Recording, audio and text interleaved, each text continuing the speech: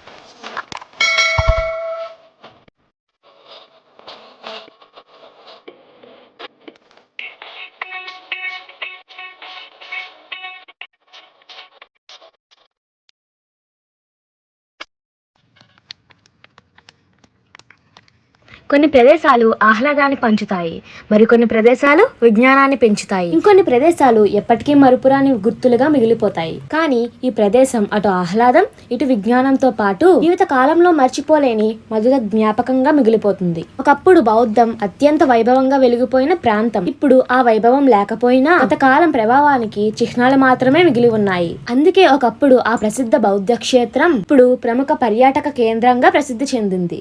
అప్పటి వైభవ చిహ్నాల్ని చూడటానికి ఇప్పుడు కూడా ఎక్కడి నుంచో వేలాది మంది ప్రజలు వస్తుంటారు. అద్భుతమైన శిల్పకళకు నిలయంగా దేశంలోనే అత్యంత విలువైన వారసత్వ నిర్మాణాలలో ఒక్కటిగా నేటికి కూడా చెక్కు చెదరకుండా నిలిచిన ఆ ప్రదేశం గురించి వివరంగా ఇప్పుడు తెలుసుకుందాం. మీరు మాత్రం ఈ వీడియోని స్కిప్ చేయకుండా చివరి వరకు చూసి లైక్ చేసి, షేర్ చేసి, కామెంట్ చేయండి. సబ్స్క్రైబ్ చేయడం మర్చిపోకండి. బొజ్జానకొండ ఒక బౌద్ధ ఆరామం, గుహాలయం. రాతితో చెక్కబడిన 6 అందమైన గుహాల సముదాయమే బొజ్జానకొండ. ఆంధ్రప్రదేశ్ లో అనకాపల్లి జిల్లా సమీపంలో ఉన్న ఓ ప్రసిద్ధ పర్యాటక స్థలం ఈ బొజ్జానకొండ.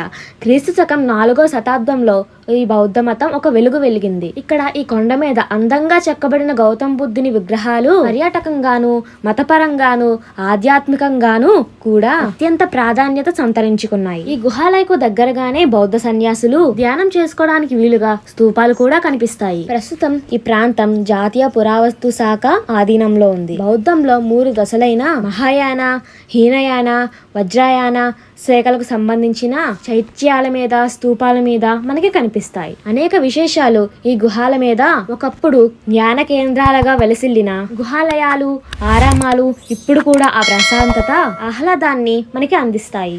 క్రీస్తు శకం 4 నుంచి 9 శతాబ్దాల మధ్య ఆంధ్రప్రదేశ్ రాష్ట్రంలో వర్ధిల్లిన ముఖ్యమైన బౌద్ధ మత చిహ్నాలలో బొజ్జానకొండకు ప్రముఖ స్థానం ఉందంటారు చారిత్రక పరిశోధకులు.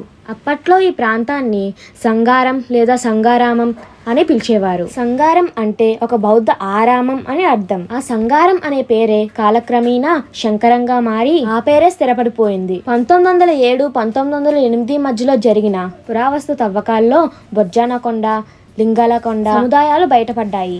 దక్షిణ భారతదేశంలో ఇంత అద్భుతమైన కట్టడం మరొకటి లేదు. 5వ శతాబ్దం నుంచి 9వ శతాబ్దం వరకు వివిధ ప్రాంతాల నుంచి ఎంతో మంది బౌద్ధ వీక్షకులు ఇక్కడికి వచ్చేవారు. ఒకప్పుడు దీన్ని బౌద్ధుల కొండగా పిలిచేవారు. ఈ పేరు కాలక్రమంలో బొజ్జన్న కొండగా మారింది.